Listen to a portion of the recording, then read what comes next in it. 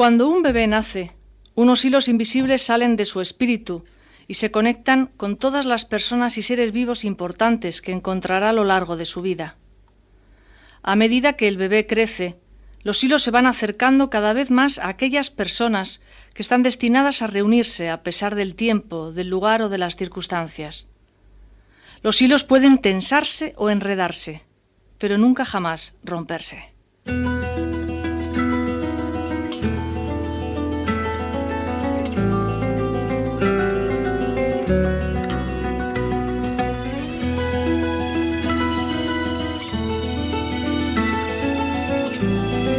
La voz de la noche, con Mariló López Garrido.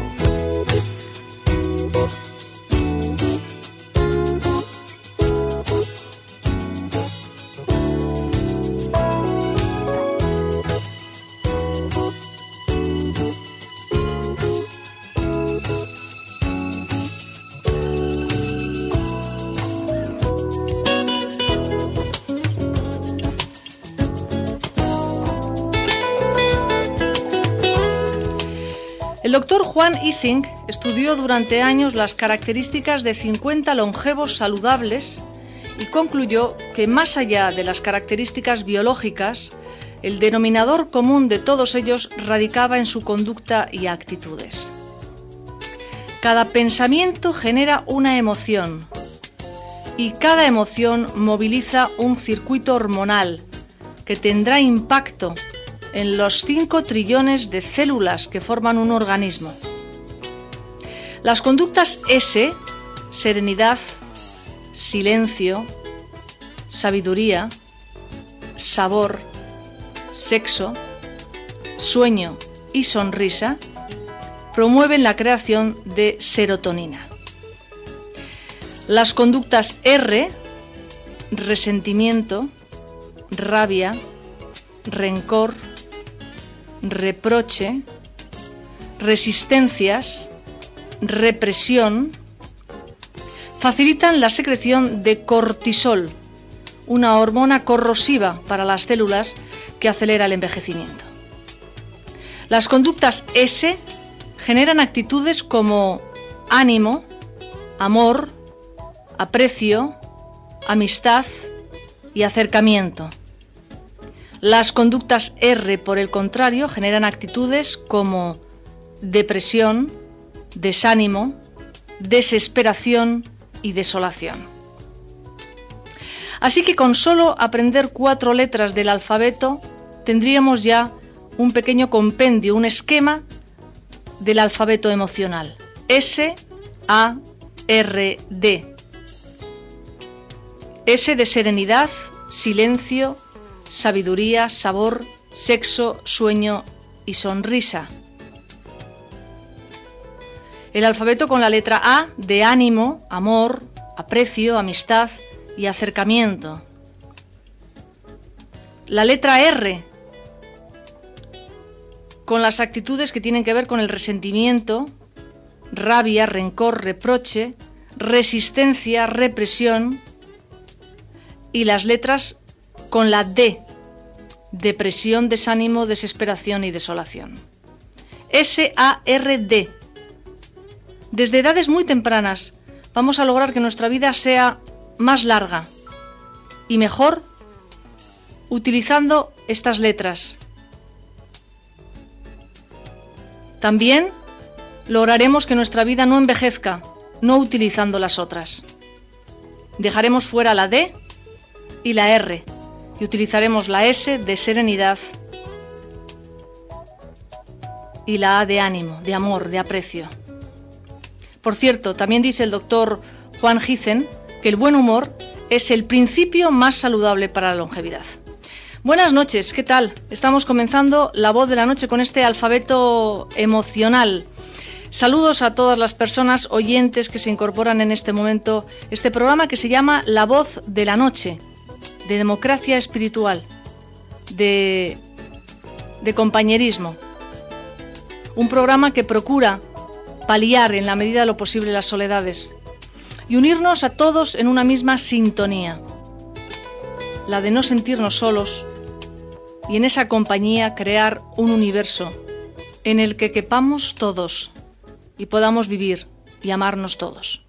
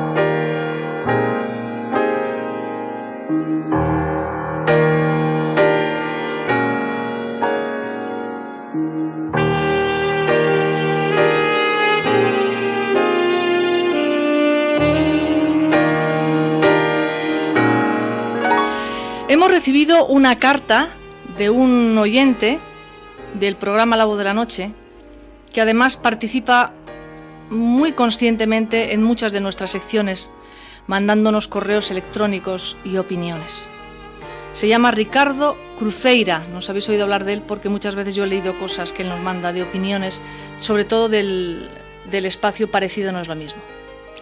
Me mandó hace ya algunas semanas un texto muy interesante que se titula Mis emociones se llaman Pepe, y yo le prometí que cuando tuviera un momento lo leería tranquilamente y le daría mi opinión. Me ha gustado tanto que me he tomado la libertad de utilizarlo como introducción del programa de esta noche. Repito, mis emociones se llaman Pepe. Leo textualmente lo que nos manda Ricardo. Comenzaré diciendo que este último tiempo estuve leyendo e investigando sobre la inteligencia emocional. Voy a explicar a nuestros oyentes que la inteligencia emocional es un libro famosísimo que se está expandiendo desde hace 2-3 años. Bueno, en principio el título de la temática me resultó inapropiado debido a que las emociones no pueden ser inteligentes porque se generan en el sistema límbico de nuestro cerebro. Ni la inteligencia puede ser emocional, puesto que las funciones intelectuales se generan en la corteza cerebral. Así que yo hablaría de inteligencia aplicada a las emociones. Hecha esta salvedad, he de relatar un cuentillo para hacer más comprensible mi línea de pensamiento. Empezaré haciendo una explicación necesaria. El personaje de este relato se llama Pepe, debido a que mi hija menor, Melán, de 2 añitos de edad, tiene un hámster de peluche al que ama profundamente y lleva a todas partes. Lo acuesta en su cuna y hasta duerme con él. Cuando le preguntamos cuál es el nombre de su amiguito, responde sin dudarlo: Pepe, se llama Pepe. Por ello, recordando el nombre que mi hija dio a su muñequito favorito, he decidido que este relato se titule Mis emociones se llaman Pepe. Yo resido en un barrio mal reputado de mi ciudad. Sus calles son sombrías, mal iluminadas, y por las noches y madrugadas, personas de mal vivir rondan las aceras con el objetivo de atracar a los desprevenidos transeúntes y asaltarlos. Esto me tiene preocupado, asustado, diría yo. Sucede que por obligaciones laborales debo salir de mi domicilio todos los días a las 5:50 am para abordar el ómnibus a las 6 horas y que éste me lleve a mi trabajo. Por otra parte, tengo un amigo, un buen hombre, un buen amigo. Su nombre, o mejor dicho, su apodo es Pepe. Pepe, como ya dije, es una persona buena en su interior, pero tiene la debilidad de la broma fácil. ¿Cómo lo diré? Se fascina haciendo grotescas bromas de mal gusto, importunando y asustando a la gente para estallar en sonoras carcajadas al contemplar los resultados que obtiene al finalizar las mismas. Así las cosas, Pepe de vez en cuando, no siempre, me prepara uno de sus actos históricos callejeros. Entonces yo salgo para dirigirme a la parada del ómnibus y de la vereda de enfrente me arroja petardos encendidos, o me aparece por sorpresa de atrás de un árbol con una máscara horrible y blandiendo un arma de juguete. Otras veces sale del dintel de la puerta de una casa aledaña, me agarra por detrás y apoya en mi cuello un cuchillo de goma. Cada vez que esto sucede, mi corazón se acelera al doble de sus palpitaciones, mi cuerpo se embara hasta las contracturas pétreas de todo él, mi frente transpira frío, mi estómago se comprime y entro en absoluto pánico. Lo que sucede es que interiormente sé que es Pepe, pero debido a la reputación de esta zona de la ciudad uno nunca sabe. ¿Y si no fuera él? Así, plaf, el susto. Las acciones de Pepe, mi amigo, se han convertido en un problema para mí. Sé que debo hacer algo, ¿pero qué? Medito el asunto. Yo no puedo evitar que Pepe haga lo que tiene ganas de hacer. Tampoco puedo ignorarlo, porque mi cuerpo y mi mente reaccionan instantáneamente ante sus embates de charadas y bromas. Entonces, ¿qué hago al respecto? 1. Lo que prima es sentarse a pensar en el asunto, algo que aparenta ser muy elemental, pero que en estos casos casi nunca hacemos. 2. Si no puedo evitar sus acciones, al menos puedo neutralizarlas. Y 3. ¿Debo enojarme y apartarme de Pepe por sus singulares actitudes? Entonces surge la idea. 1. Voy a iluminar convenientemente la entrada de mi casa e instalar cámaras de vídeo conectadas a mi PC. De este modo no solo voy a ver qué es lo que sucede en mis umbrales, sino que, paneando, podré asistir a los eventos de una buena parte de mi acera y de la de enfrente. 2. Haciendo una corta pero concienzuda observación, detectaré fácilmente la presencia de Pepe y sus intenciones próximas. De este modo desactivaré su mayor ventaja sobre mí, el elemento sorpresa. 3. Pepe estará allí. Yo no podría impedirlo, pero ya no me sorprenderá. Estaré alerta sobre lo que se me propone. ¿Cuál será su propia acción? ¿Cuál será su broma hacia mí? Lo tendré bastante bien controlado. 4. Al salir de mi casa, puedo desenmascararlo, seguirle el juego y ya no convertirme en su víctima, sino en un paso más de esta gran comedia que es sorprenderme. Hay algo que nunca debo perder de vista. Pepe es mi amigo. Él me quiere mucho. Y esto es y debe ser recíproco. En muchas oportunidades me ha ayudado en grande. De muchas situaciones dificilísimas no habría podido salir airoso sin su oportuna y desinteresada intervención. Así que bastó que me sentara a estudiar y a analizar los hechos y a medir sus consecuencias para aplicar la ley de causa y efecto. No para reprimir, no para negar, no para tapar aquello que genera Pepe en mi interior con sus actos, sino para descubrir que aplicada la aceptación de la situación, se abría un canal de energía para neutralizar sus efectos negativos. Esto resultó en inteligencia aplicada para la desactivación de las consecuencias producidas por las bromas de Pepe, y no en la inteligencia de la broma de Pepe. ¿Se entiende cuál es el punto? Ahora imaginemos que mis emociones se llaman Pepe. Ellas están ahí, son muy buenas amigas mías, afloran cuando deben hacerlo y me proporcionan una válvula de descarga de energía condensada en mi psique, absolutamente maravillosa. Lo que sucede es que esta descarga no siempre se direcciona debidamente y puede que derive en algunos vicios producto de la inseguridad registrada en mi interior, tales como la ira, la angustia, el pánico, que pueden repercutir gravemente en mi salud en forma de somatizaciones en el área gastrointestinal, cardiológica, etc. O en mi entorno psicosocial, también sociofamiliar, con situaciones desagradables como discusiones, peleas, distanciamientos, en fin. Lo importante es que mis emociones se llaman Pepe.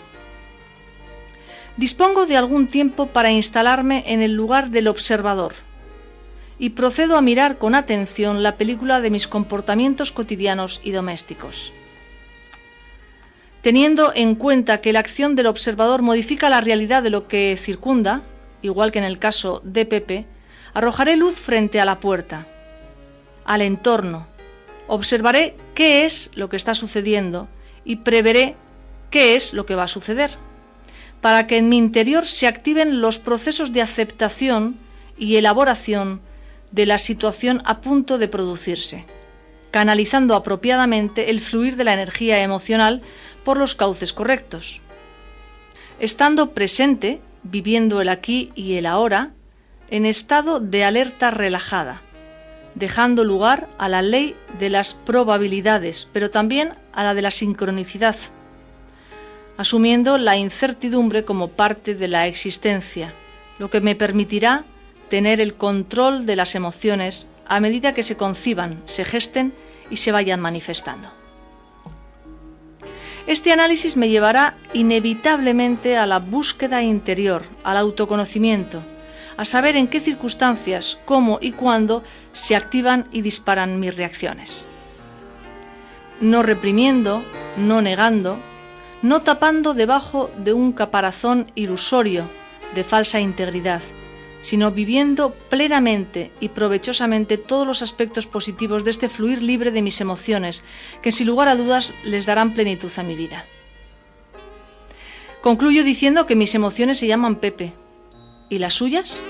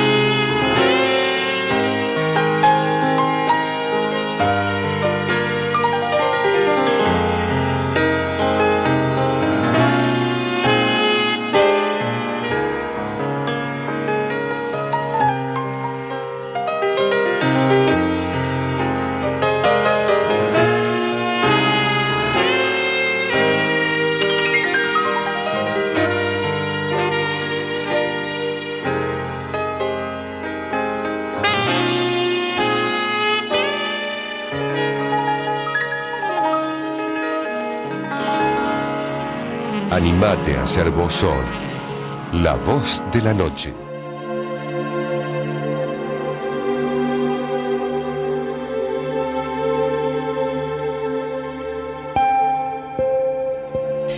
Recojo un poco parte de la introducción, cuando su autor, Ricardo, se dice a sí mismo que se va a colocar de observador para mirarse. Dice algo así como, teniendo en cuenta que el observador interviene en lo que está sucediendo, puede intervenir. Está hablando del observador participante. Bueno, pues está relacionado, aunque él no lo quiera ni nosotros, sencillamente porque me acabo de dar cuenta, está relacionado con la afirmación de esta semana. ¿Qué es la afirmación? La afirmación es una frase, como un martillo, pa, pa, pa, pa. Es una frase para que nuestro interior empiece a recoger el eco de algo que queremos introducirle. elegimos los artículos, los pronombres, los verbos, los sustantivos, los adjetivos. Elegimos el mensaje de la frase y ese mensaje lo vamos repitiendo. Lo escribimos, lo contamos, lo cantamos, lo colgamos, lo vemos y lo repetimos. La afirmación para toda esta semana, desde hoy, sábado 10, hasta el próximo sábado, día 17. Me distancio para ver. Y además de repetir la afirmación, intenta hacerlo durante unos segundos al día. Te distancias de ti para verte. Eso le va a quitar muchísimo dramatismo a tu vida. Y además va a hacer que puedas ayudarte, porque te vas a aconsejar a ti como otro. Y siempre sale desde un lugar mucho más limpio que cuando uno está implicado.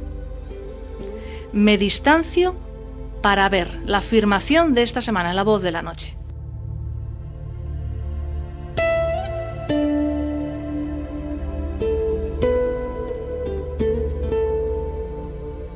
Hay que encontrar amor en el mundo.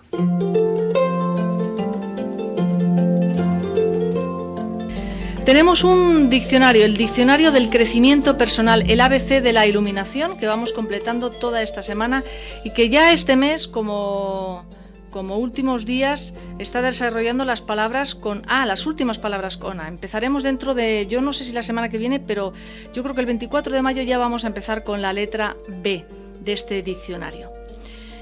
Hoy desarrollamos un término, admiración. Quien quiere ser admirado es porque no siente respeto por sí mismo. Somos educados con sentimientos de culpa que arraigan profundamente en nosotros.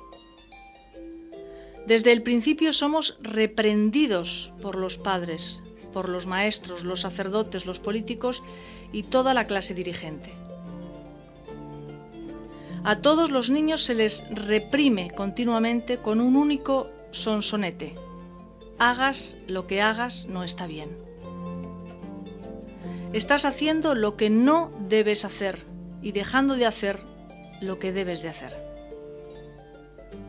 Todos los niños reciben directa o indirectamente la impresión de que no son realmente queridos, de que sus padres están cansados, de que en cierto modo se les tolera y de que son una molestia.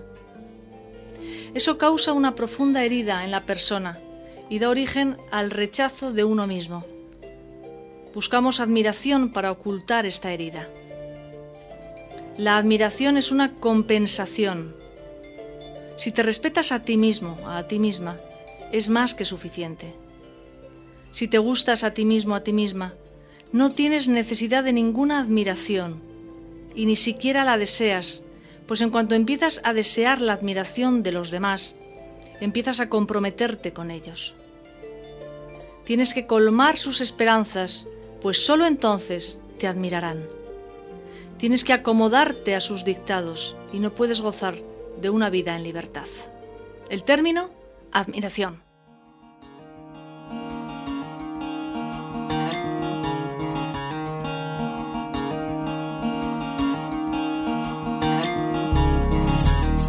Y entramos con el propósito del mes, propósito que estrenamos la pasada semana, un propósito dentro del yo soy, del yo puedo, del yo tengo. El propósito de este mes es que cada semana dediques unas horas a cuidarte, a mimarte, a regalarte, a quererte. Te dediques unas horas a ti. No dejes entrar ni por una brizna de aire, dejes entrar la culpa, porque te estés ocupando de ti. Ocuparte de ti, relajarte, darte un baño de espuma con sales, un paseo agradable, un masaje, regalarte flores, leerte un libro, tener minutos al cabo del día para ti. Ese es el propósito de todo este mes: regalarte, cuidarte, mimarte, ocuparte de ti.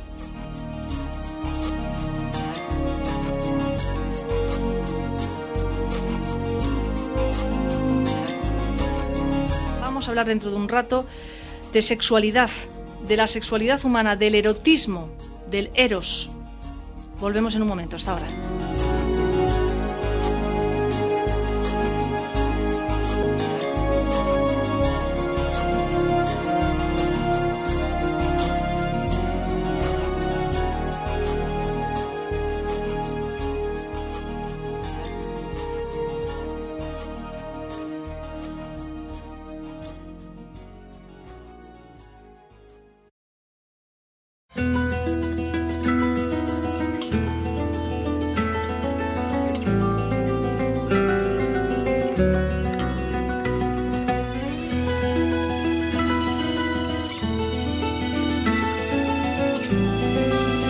Gracias por escuchar La Voz de la Noche.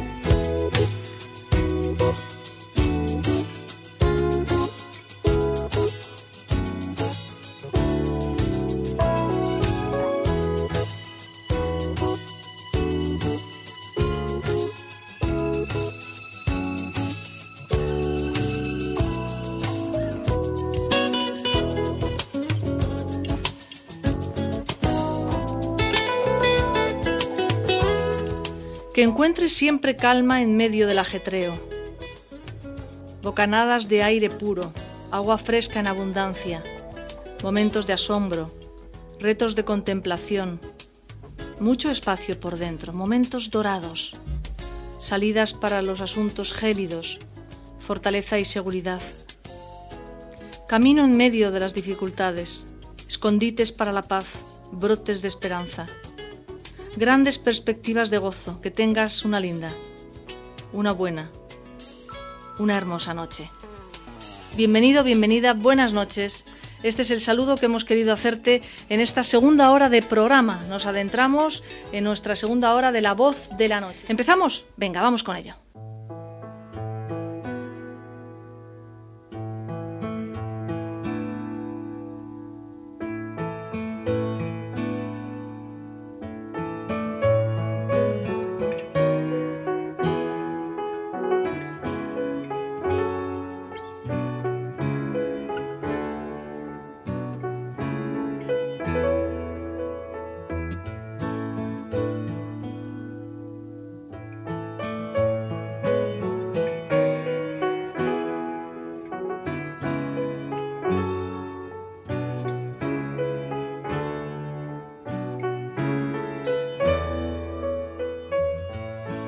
Y nos adentramos en esta segunda hora de programa, segundo programa del mes 10, hablando de sexualidad, como ya lo venimos haciendo los últimos meses.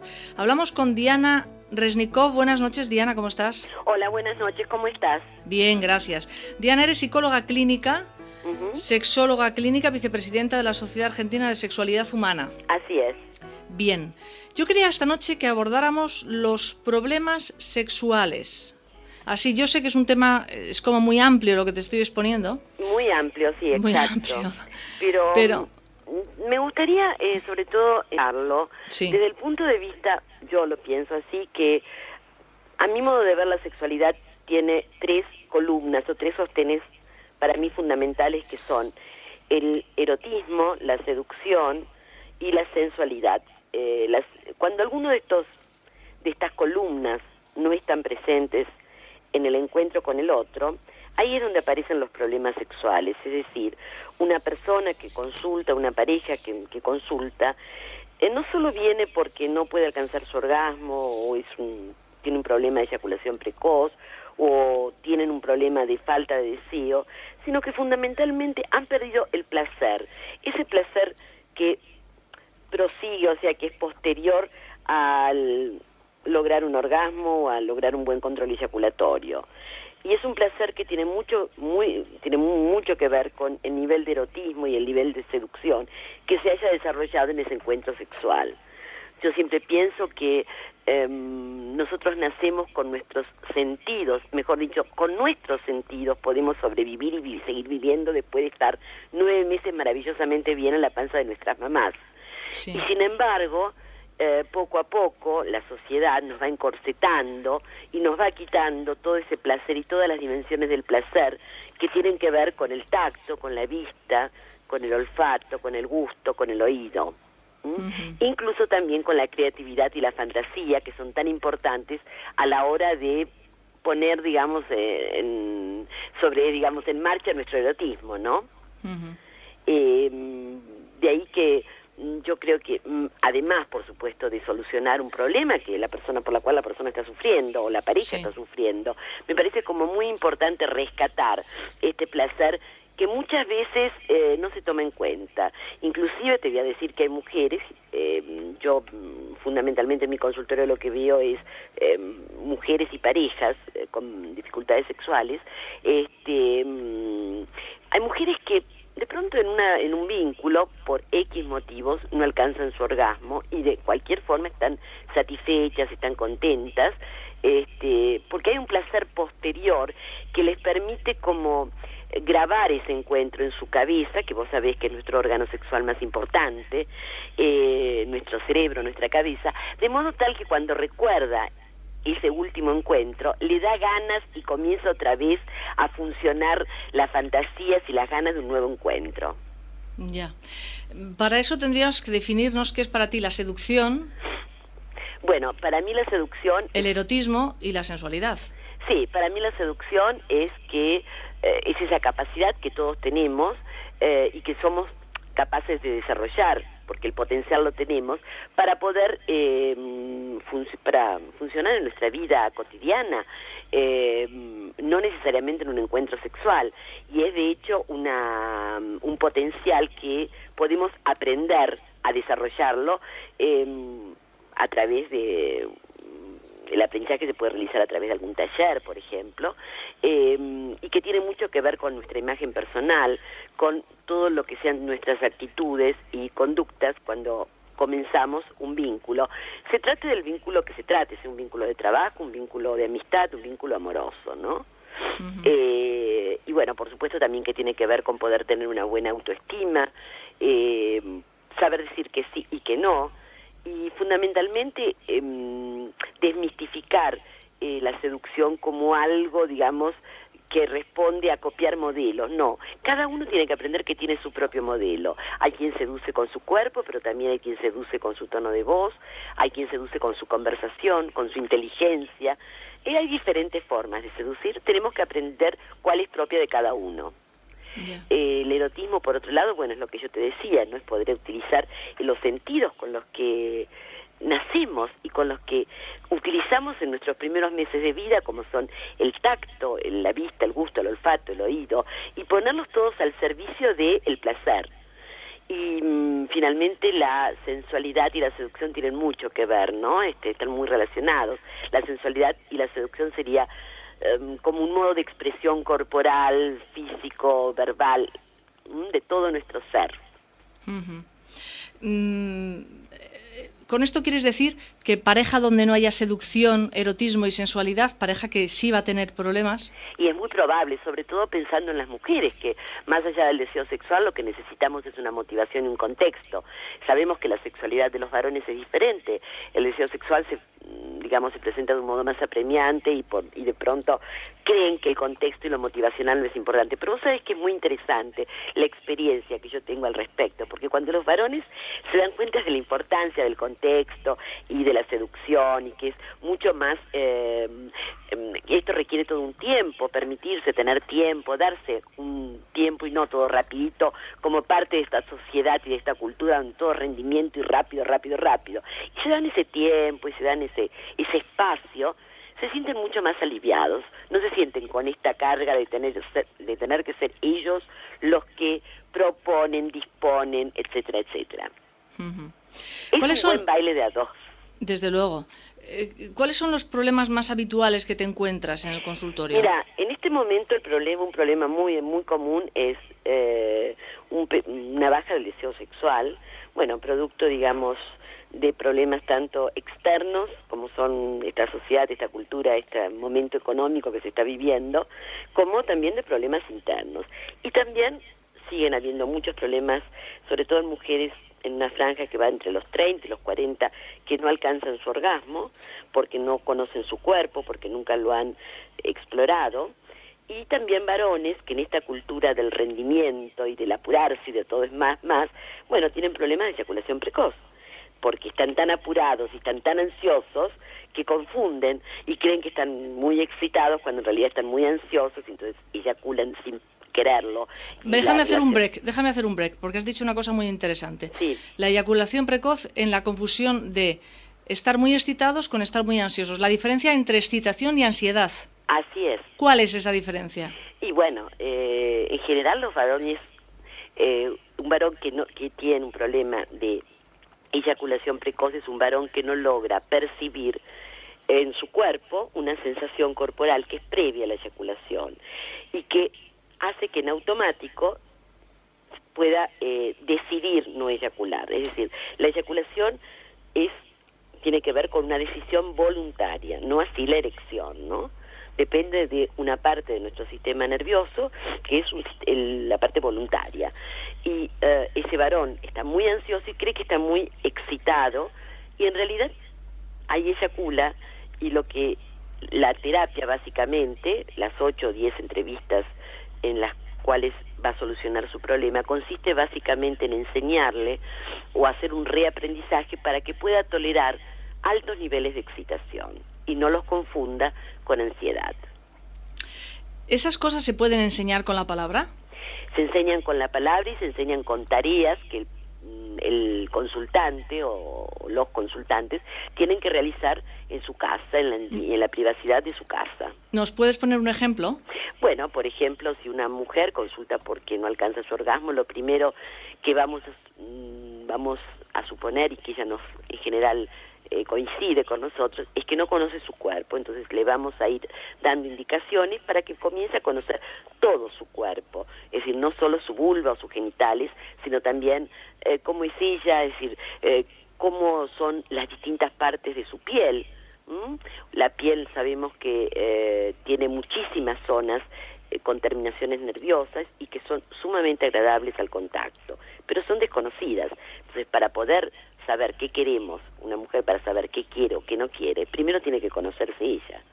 Entonces le vamos dando indicaciones para que en la intimidad de su casa de pronto pueda realizarse un baño relajante y pueda comenzar a masajear la totalidad de su cuerpo y a poder percibir sobre todo qué zonas tienen son más sensibles, qué zonas más frías, qué zonas más cálidas, qué zonas más rugosas y qué zonas más suaves.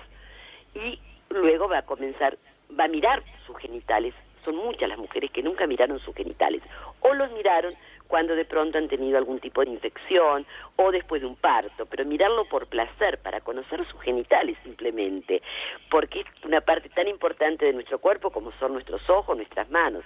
Cuando nosotros pensamos en nuestros ojos o nuestras manos, no tenemos que ir al espejo a mirarlos, y sin embargo no conocemos nuestros genitales. Uh-huh. Interesante, muy interesante lo que nos cuentas. En el caso de un eyaculador precoz, ¿cuáles son los deberes que le mandarías? Y bueno, yo digo que el tratamiento básicamente son 2 etapas. En una primera etapa va a realizar con nuestras indicaciones tareas de autoestimulación, fundamentalmente poder aprender a percibir esa sensación pre-eyaculatoria, ese punto, esa sensación corporal, esa señal que emite el cuerpo, que es como si le dijera lo que viene después es la eyaculación. Bueno, y luego de 2 o 3 entrevistas va a realizar con su compañera, o de no tenerla buscará esa persona con quién, tareas que tienen que ver con poder pasar de la autoestimulación a la estimulación para finalmente poder llegar, por parte de su compañera, para finalmente poder llegar a la penetración donde pueda decidir cuándo eyacular o cuándo no. ¿Se plantean los mismos problemas en relaciones homosexuales? Por supuesto. La elección sexual no tiene nada que ver con, la orientación sexual no tiene nada que ver con, no determina los problemas sexuales. Ya, bueno, cuando hablas de ellos, hablas de compañera, y cuando hablas de ellas, hablas de compañero. No, en realidad tienes razón. Ya. Me refiero a si pueden ser tanto vínculos homo como heterosexuales. Lo que pasa es que en el caso de las relaciones entre dos mujeres... En el caso de las relaciones entre dos mujeres, en general las consultas que yo he recibido no tienen tanto que ver con la búsqueda del orgasmo, sino más bien con la búsqueda del placer en la caricia. Claro, eso iba. Esta es la demanda. En general, una o la otra se quejan por lo poco placentero que le resulta el encuentro. Uh-huh. Uh-huh. ¿Y a qué crees que se debe esto? ¿El poco placer? Sí. Y bueno, porque vivimos en una sociedad donde se nos ha enseñado desde chiquititos y donde hay mucha influencia, por supuesto, de la iglesia, de los diferentes credos, ¿no? Donde se nos ha enseñado que el placer es malo, que no es algo pecaminoso, pasible de ser castigado y muy castigado. Y bueno, el resultado es que nos hemos educado con educaciones en general muy rígidas, aún en los jóvenes de hoy esto se ve. No es que los jóvenes de hoy, digamos, tienen por ahí algunas cosas, han superado, pero otras siguen existiendo mitos y siguen existiendo los varones de 20 años que creen que ellos tienen que rendir y rendir un montón, y de ahí el uso del sildenafil con usos recreativos, como se lo ha denominado, o se lo denomina, ¿no? Como la ilusión de que entonces si toman esa pastilla mágica van a poder rendir mejor, y en realidad es una medicación que es cierto, es muy útil para personas que tienen problemas orgánicos, pero no es una medicación que permita rendir más. Ya. Bien, tenemos llamadas telefónicas con consultas. ¿Te parece que las empecemos a escuchar? ¿Cómo no? Venga, Diana, vamos con ello. Vamos con la primera. Mi nombre es Marcela y quiero saber por qué el hombre, después de casado, digamos de 10, 15 años, cambia en la sexualidad. Gracias, un beso. Chao. Bueno, Marcela, la sexualidad, en realidad, nosotros somos sexuales desde que nacemos hasta que morimos, y la sexualidad, tanto en mujeres como en varones, va cambiando. No es ni mejor ni peor, es diferente. Es decir, la sexualidad a los 20 años es una sexualidad donde vamos a ir descubriendo cosas, donde estamos conociéndonos y conociendo. La sexualidad a los 30, a los 40, va a ser diferente.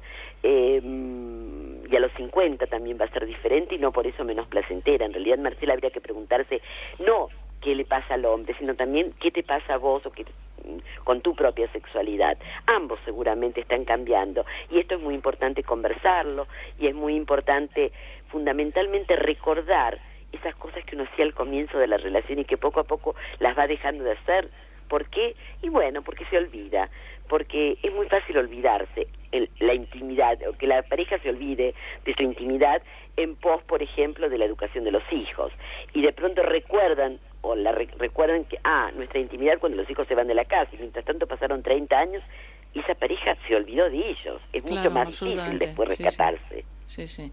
De todas formas, Diana, las relaciones tienden a mecanizarse. Sí, yo creo que hay que saber que si uno no trabaja permanentemente la relación, seguro se mecanizan. Es decir, una relación no es algo con lo que nacemos y genéticamente vamos a ir progresando. No, si no hacemos, si no ponemos en marcha nuestro propio Kama Sutra, ese de nuestra cabeza, el que está formado por experiencias, por recuerdos, por diferentes situaciones por las cuales hemos pasado en la vida, indudablemente se va a mecanizar, nos vamos a aburrir. Por eso hay que saber recrearla permanentemente, ya sea incluso hasta también con lectura, de diferentes formas, y no olvidarse fundamentalmente que la comunicación no verbal es tan importante como la verbal. Pero la comunicación verbal, o sea, poder conversar con el otro, no hay que tenerlo en el momento de tener el encuentro sexual. Por ahí es el momento menos oportuno. Por ahí pensar que podemos conversar ciertos temas fuera del encuentro sexual en otro momento. También como decirle a nuestra pareja lo que nos gusta, lo que queremos que nos haga, lo que no nos está gustando. Ese tipo de cosas al final no se dicen en pareja. Y es muy importante. Y es el principio del fin. No es un adivino. Claro. Tenemos que saber que cada cuerpo, cada piel, cada cuerpo de cada hombre y cada cuerpo de cada mujer es diferente. Entonces, si el hombre o si la mujer no dicen qué quieren y qué no quieren, es imposible que el otro lo sepa, porque si no estamos jugando a las adivinanzas. Claro. ¿Y por qué nos cuesta tanto hablar, expresar lo que queremos, lo que deseamos? ¿Es una vergüenza social? Es una vergüenza social, eso se nos ha enseñado, que es una vergüenza social, sobre todo a las mujeres, que es una vergüenza social, que de eso no se habla, no se dice. Y a los varones se les ha enseñado a mentir permanentemente, porque cuando están en una mesa varios jóvenes, están hablando de ninguno habla de si tiene algún problema sexual. Es decir, todos hablan de las hazañas, reales o no, que han hecho con varias mujeres en lo posible. y que esto responde a los mitos de el hombre siempre tiene que estar dispuesto, sexualidad es igual a coito, el hombre es el que toca el instrumento y dirige la orquesta. Bueno, o sea, se está haciendo todos esos mitos, ¿no? Ya. Orgasmo y eyaculación no es lo mismo, ¿verdad? No es lo mismo. La eyaculación es la emisión del semen, propiamente dicho, y el orgasmo es la sensación placentera. En el varón estoy hablando, ¿no? Uh-huh. Uh-huh. ¿Y en el caso de la mujer? Y en el caso de la mujer, es decir, la mujer desea, que es como los varones, que es la primera parte de la respuesta sexual. Luego viene la etapa de excitación, que en los varones se manifiesta con la erección del pene, y en las mujeres con la lubricación vaginal como primera señal en las mujeres, ¿no? Y luego finalmente viene, si esa excitación continúa, las mujeres logran un orgasmo, y a veces una cantidad sucesiva de orgasmos, y el estímulo continúa en algunas mujeres y en algunos casos, y los varones alcanzan su eyaculación, y bueno, y la detumescencia, ¿no, Peñana? Uh-huh, uh-huh. Bien, nos estamos acercando a las 12:30 de la noche. En ese momento repetimos en voz alta un mantra, una frase, un querer empujar a la sociedad y al mundo a un lugar mejor. Te invitamos a que lo hagas con nosotros, Diana, y tal que lo terminemos y escuchemos a nuestro ángel, continuamos con esta sección de sexualidad.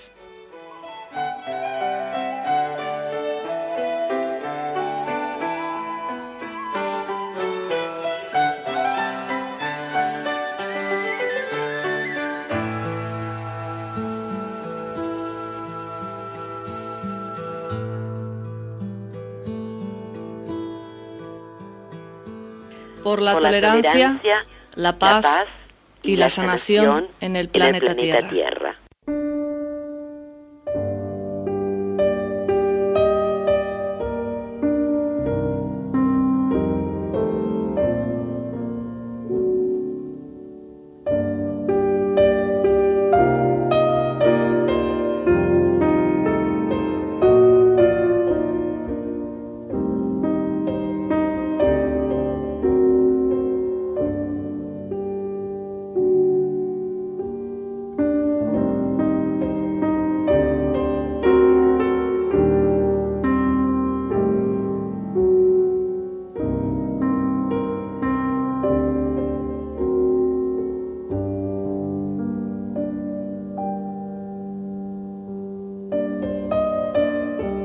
Pasamos demasiado tiempo en peleas estériles, tratando de demostrar que tenemos razón, defendiendo causas justas como si fuéramos caballeros medievales, el honor propio o el divino, como si Dios necesitara paladines en su corte.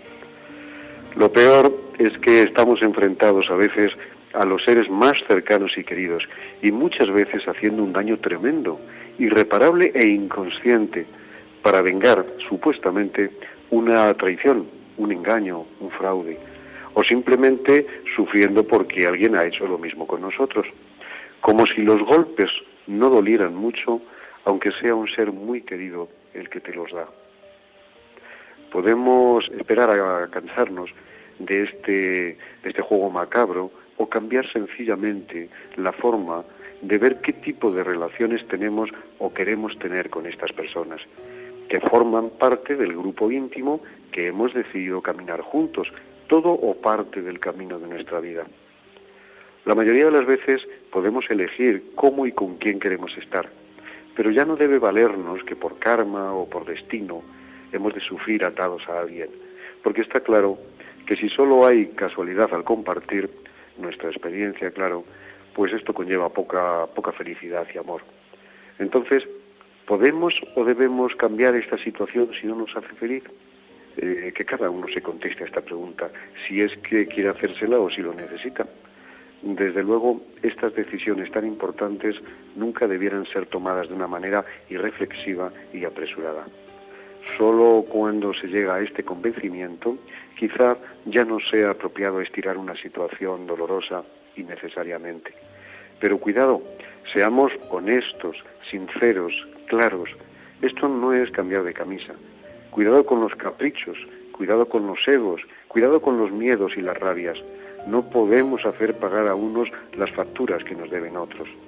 Estamos hablando de relaciones con personas amadas, de amor, de vida, de compartir. Y esto es sagrado. No es un juego para frivolizar con ello. Solo si estás seguro, actúa. Siempre concede y concédete el beneficio de la duda. Piénsalo, al menos 7 veces, o 70, como diría la Biblia, o ninguna, tú verás. Recuerda, eso sí, antes de actuar, que lo que se da y lo que se recibe es la misma energía, aunque a veces parece distinta si va o si viene. Nos preguntamos, ¿es mía? ¿Es de él o ella? No dejemos, por tanto, de hacer lo que tengamos que hacer, pero no hagas nunca lo que no sientes que tienes que hacer. Siempre las cosas de dos son responsabilidad de dos. En este plano parece que la dualidad es el camino hacia el equilibrio, aunque pueda parecer a veces lo contrario. Estamos aquí para dar y para recibir.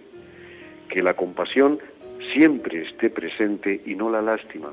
La compasión, antes que nada, es comprensión, que ayuda a conocer mejor el proceso del otro y el tuyo. La lástima o la pena es una ofensa, no un favor, y quizá esté movida por el miedo a verte tú igual. Por eso, en este momento, y antes de acabar, yo quiero recordar un viejo proverbio chino que dice: ámame cuando menos lo merezca, porque es cuando más lo necesito. Buenas noches.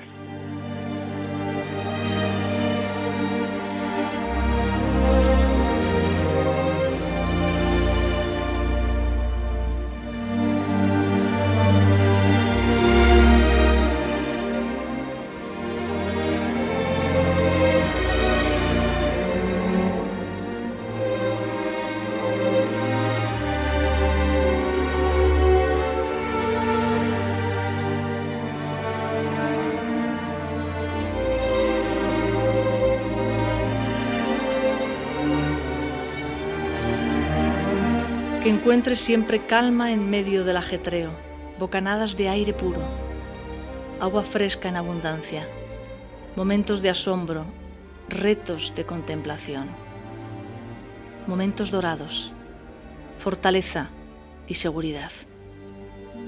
Es la crónica de un ángel, ese fax, vía directa, a esos otros planos, otros lugares y tantos mensajes.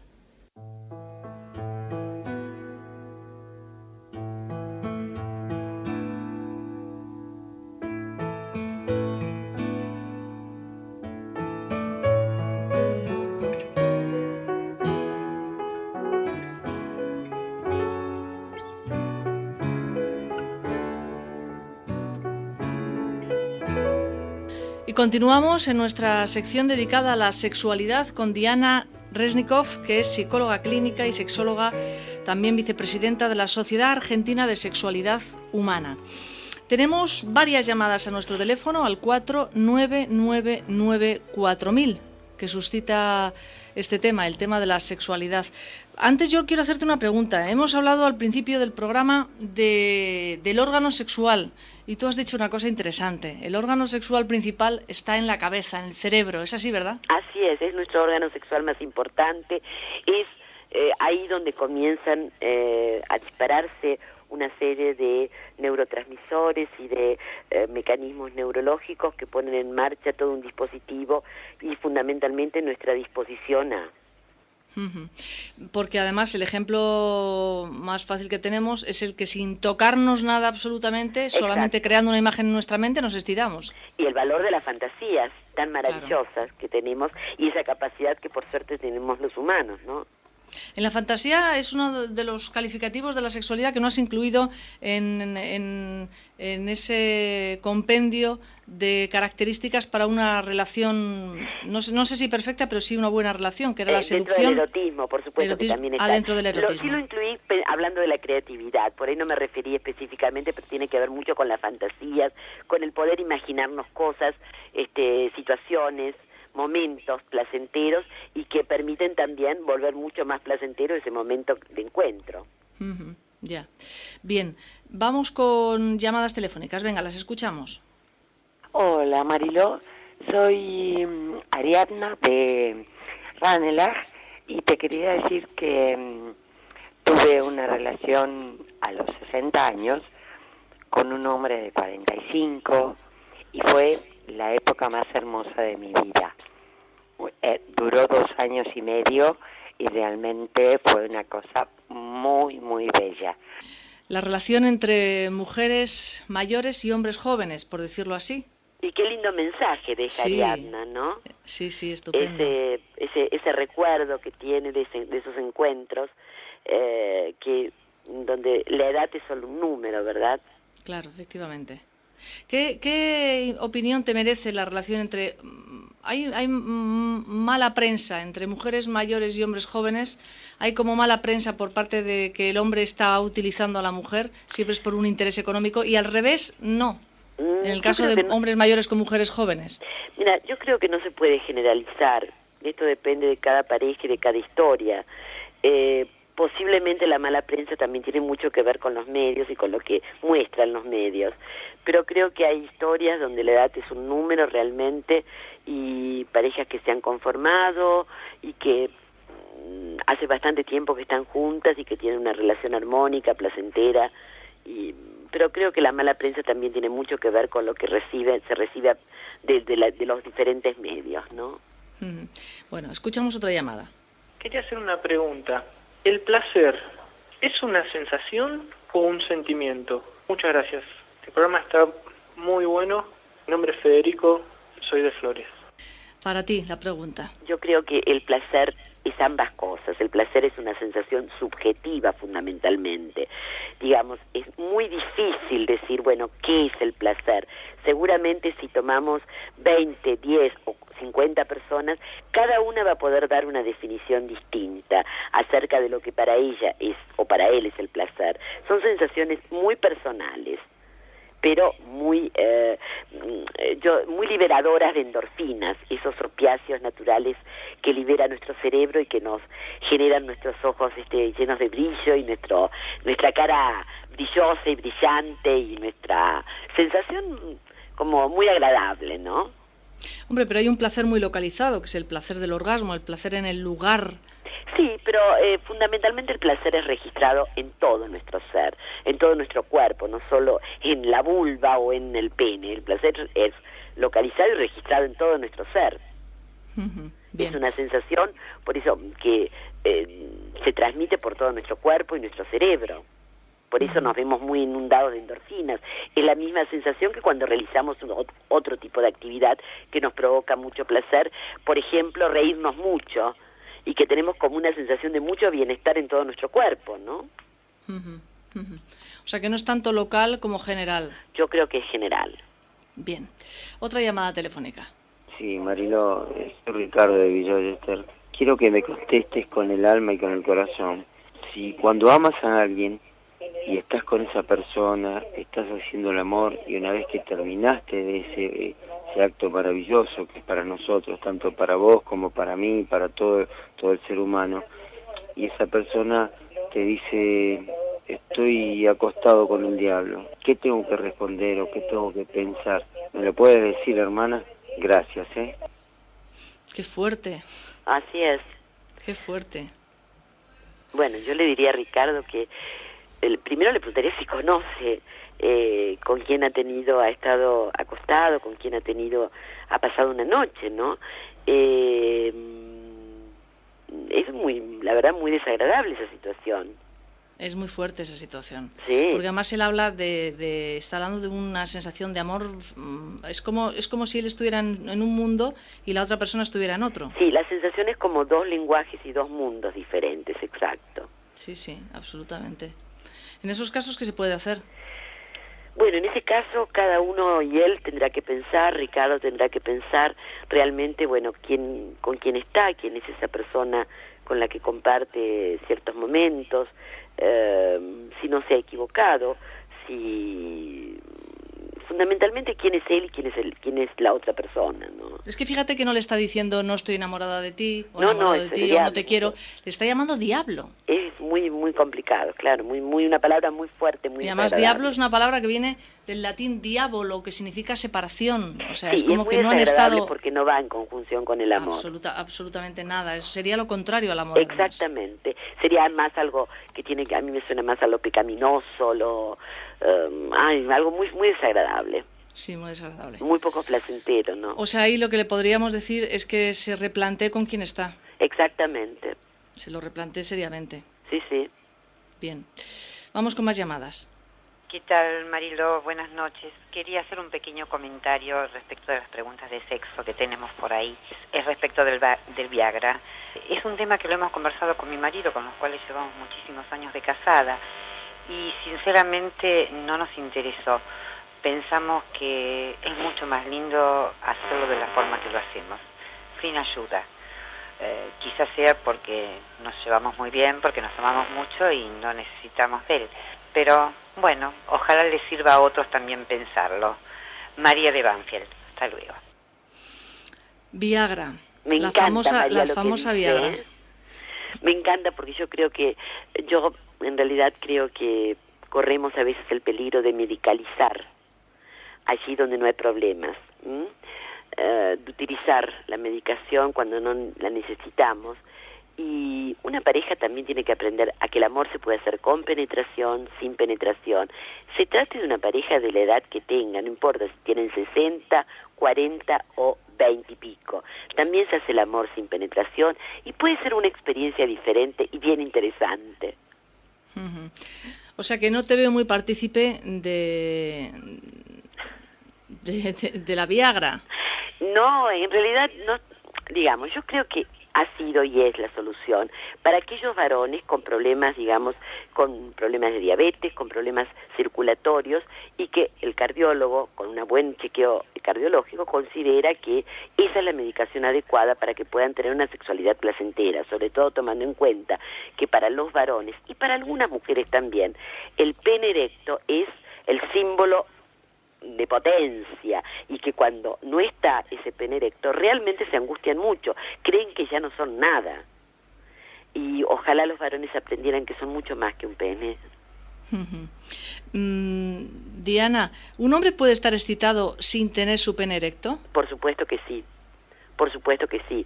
Es decir, un hombre puede estar muy excitado, pero por diferentes problemas que pueden ser tanto de origen emocional, o sea, psicológico, como de origen clínico, orgánico, puede no tener una erección. De golpe puede, por ejemplo, el primer síntoma de la diabetes muchas veces es la falta de erección.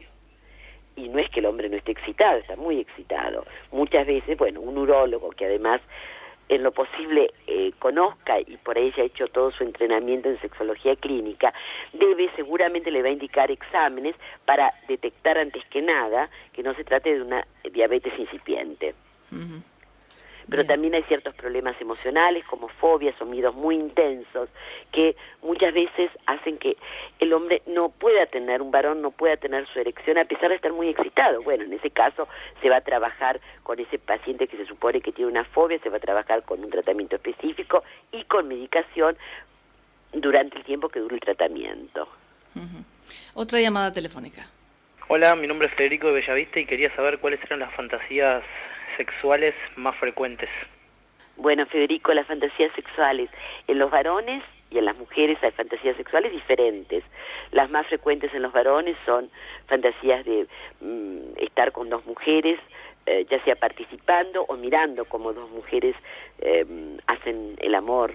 Esa es una fantasía muy, muy común en los varones. Y en las mujeres también hay fantasías de estar con otro hombre y su pareja mirando, también una fantasía muy común. Y ojo, estoy hablando de fantasías, no significa querer llevarlo a la práctica y a la realidad, porque una fantasía muy común en las mujeres suele ser una fantasía de ser tomadas a la fuerza. Sí. Esto no quiere decir que lo deseen, lo quieren en la fantasía, en su imaginario, en su imaginación. Vamos a aclarar este punto porque ese es un punto muy importante. Sí. Y eso es verdad, yo eso también lo he escuchado en muchas ocasiones, que una de las grandes fantasías de las mujeres es ser violadas. Es concretamente, sí, en general... Sí, si puedo utilizar el término así bruscamente. Sí, sí. ¿Cuál es la diferencia entre...? Porque claro, la fantasía al fin y al cabo es como es como un deseo que no me atrevo a cumplir. Mira, yo creo que esa fantasía responde a una cuestión de poder. Sí. De que desde el poder sea yo poseída.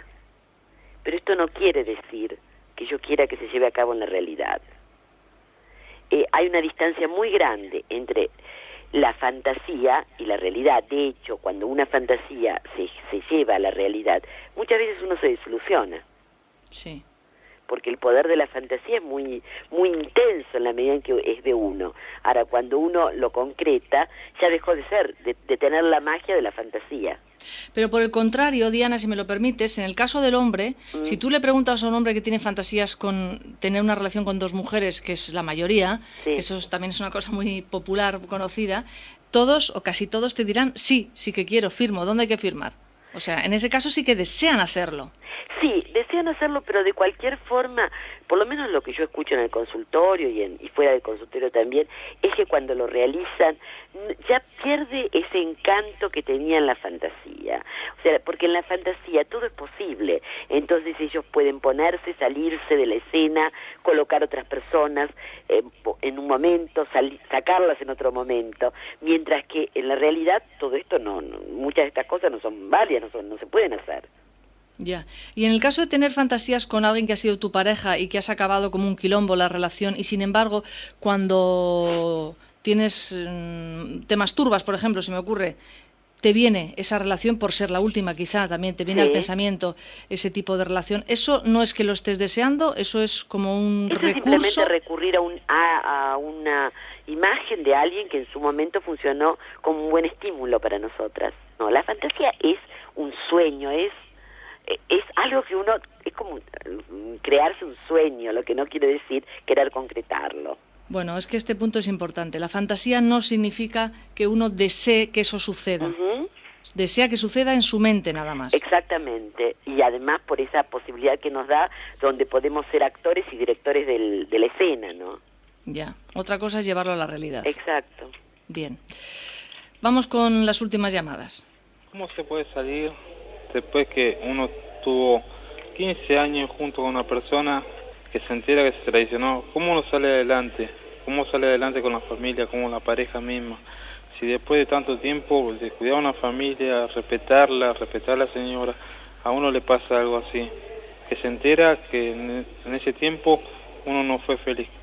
¿Qué es lo que hago? ¿Cómo hago para salir adelante con mi familia? Gracias. ¿Qué podemos decir, Diana? Y bueno, yo creo que hay una palabra que en todas las religiones circula, inclusive, que es la palabra perdón. Yo siempre digo, cuando hay una situación de infidelidad en una pareja, que supongo que a esto se referirá este señor, tiene que existir el perdón. O sea, muchas veces las parejas consultan por qué ha pasado por esta situación, pero si se quedan sumergidos en la infidelidad y preguntándose y averiguando detalles, es una pareja que se va a destruir inútilmente, que ha puesto un ventilador y que van a ser salpicados por cosas muy desagradables. Lo importante en todo caso es entender qué les pasa a ellos, a ver qué pueden rescatar ellos de su relación. Y hay una palabra, por eso yo sigo insistiendo, que es la palabra perdón. Si el perdón no existe, bueno, tendrán que replantearse si pueden seguir juntos o no. Pero mientras no haya perdón... Es muy difícil porque estar permanentemente averiguando y preguntando, en eso las mujeres muchas veces, viste, que empiezan a preguntar, y bueno, ¿y por qué? ¿Y cómo? ¿Y qué hacía? ¿Y qué no hacía? ¿Y la querías más o menos? Y se destruyen, se descalifican y se destruyen mucho en todas estas averiguaciones. Lo mismo los varones que empiezan, y bueno, ¿y cómo? ¿Y por qué? ¿Y qué te hacía? ¿Y qué no te hacía? Yo creo que esas son preguntas que hacen mucho la intimidad y que lejos de enriquecer al individuo y a la relación, lo destruyen. O sea, tú propones perdonar y olvidar. No olvidar, sino perdonar. Perdonar quiere decir, bueno, vamos a hablar de nosotros, no vamos a seguir hablando y metiendo al tercero, lo vamos a sacar. Y además en este caso me da la impresión que no es que se lo haya contado su pareja, dice, cuando de pronto descubres. Bueno, o sea, yo creo que ahí hay otro tema, por eso decía, este señor además posiblemente haya descubierto lo que se impone ahí es una conversación a solas, o quizá varias, o recurrir a un profesional, me parece que los va a ayudar, justamente porque no está involucrado en la situación, a poder dilucidar y a ver qué puede hacer para que ellos resuelvan esta situación o este señor resuelva esta situación que lo abruma tanto. Bueno. No olvidemos que hay profesionales especializados. Claro, no, eso me parece una buena decisión lo que le acabas de decir, ir a un profesional, a un intermediario, a un árbitro. Exacto, sí, un profesional especializado. Sí, especializado. Muy bien, pues de este modo hemos llegado al final de nuestro programa. Diana, te agradezco muchísimo que hayas estado aquí. No, al contrario, gracias a ustedes. Y ha sido un placer escuchar tus consejos. Bueno, les mando un beso muy grande. Un abrazo. Un abrazo. Buenas noches. Luego, hasta pronto.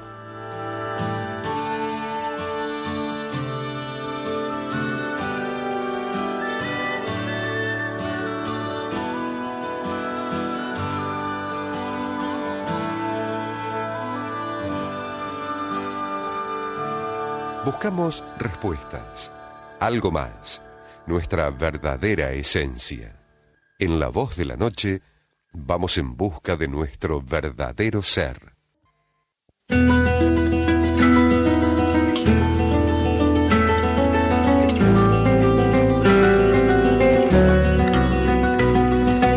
La Voz de la Noche es un programa de crecimiento personal, de desarrollo humano, de comunicación.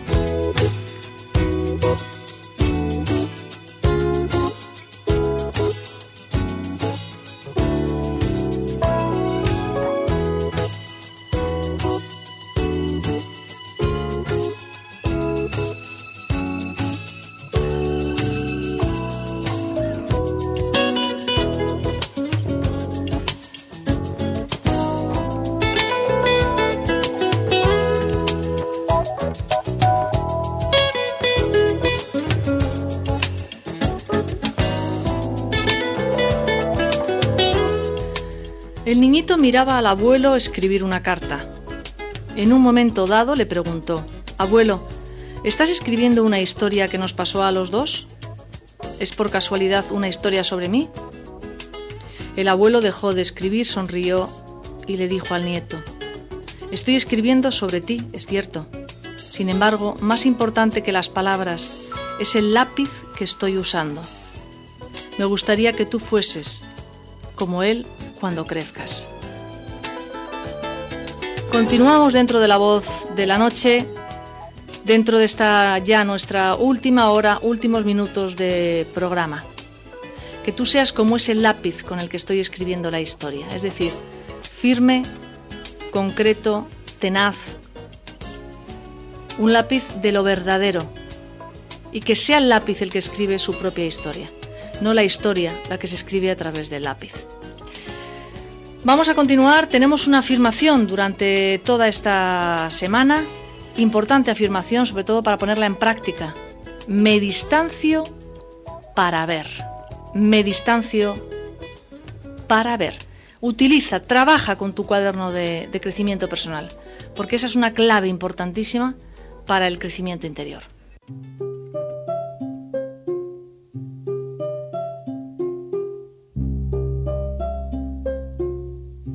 Huellas de lo sagrado.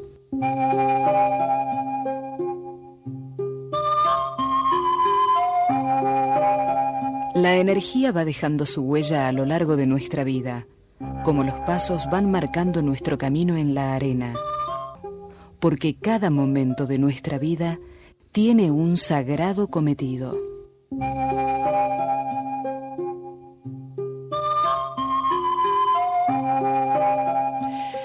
Aristóteles definió al ser humano como un ser racional, pero no lo es. Y qué bien que no lo sea. En un 99% el ser humano es irracional. Y es a través de su irracionalidad que existe todo lo bello en el mundo. Por la razón, las matemáticas. Por la no razón, la poesía. Por la razón, la ciencia. Por la no razón, la espiritualidad. Por la razón, el mercado, el dinero, las rupias, los pesos, los dólares. Por la no razón, el amor, el canto, la danza, la flor. No. Está bien que el ser humano no sea un ser racional, que sea irracional.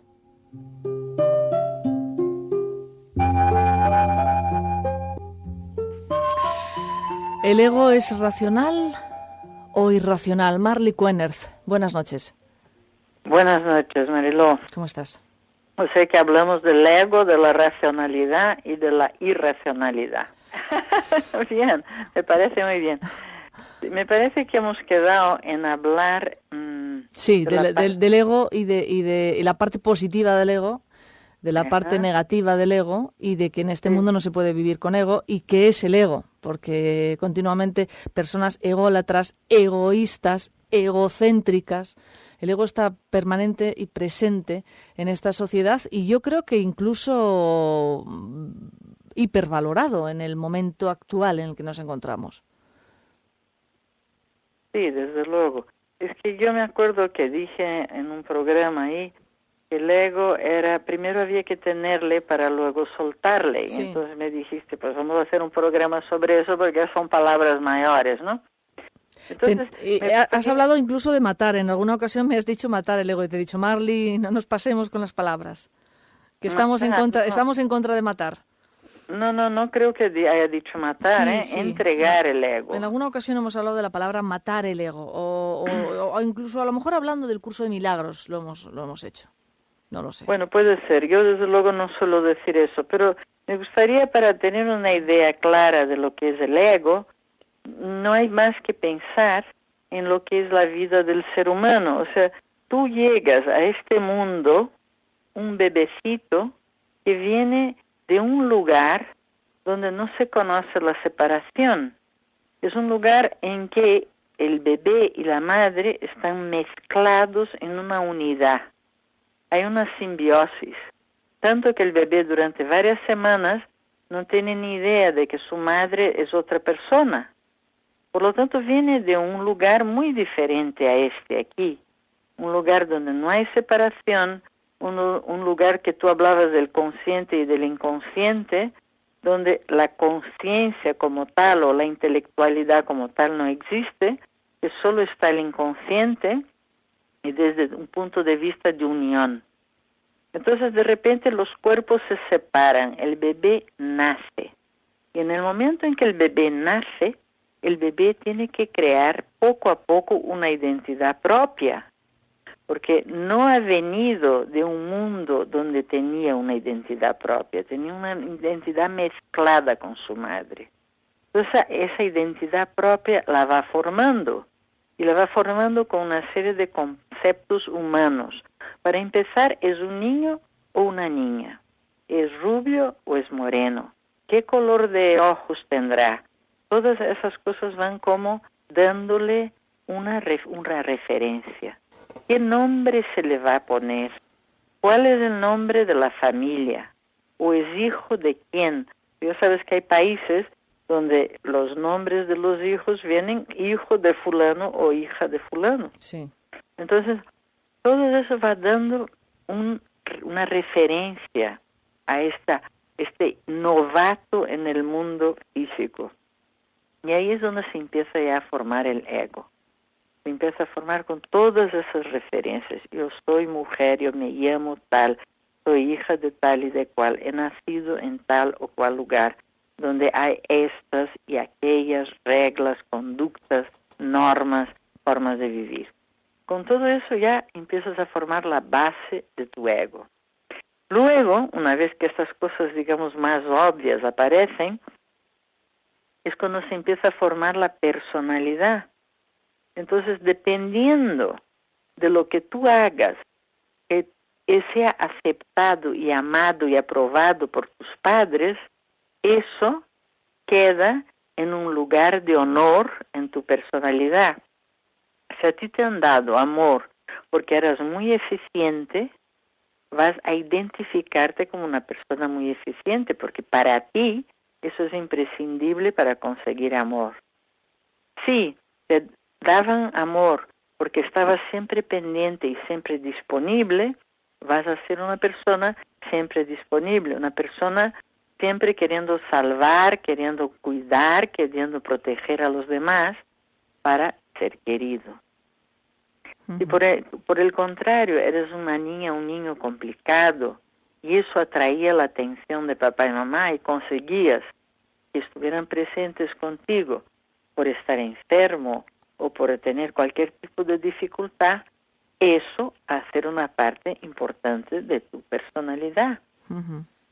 Si por el contrario eras muy fantasioso, inventabas cosas fantásticas, como hacen los niños, y eso llamaba la atención de papá, eso te instalará como una parte de personalidad. Y dependiendo de lo que tenga éxito, de lo que sea, lo que te trae, lo que tú necesitas, que es la atención, el amor y atención de los padres y luego de las demás personas, eso empieza a quedarse dentro de tu personalidad. O sea, que la personalidad se forma según aquello que resultó para los fines del niño o de la persona, que es recibir atención, recibir amor. Entonces, eso es la base sobre la cual se construye todo lo demás. Se construye todo lo demás en función de conseguir atención, como digo, de ser aceptado, de ser querido, de que no te rechacen, de sentirse protegido. Y ahí empieza otra parte de la personalidad también, que coges las ideas que te parecen que te dan seguridad. Y ahí se forma realmente el ego, entre las actitudes que funcionan y las ideas que te dan seguridad. Si creerte clasista te da seguridad, te harás clasista. Si creerte altruista te da seguridad, pues eso harás. Cogerás las ideas que te den una pseudo seguridad.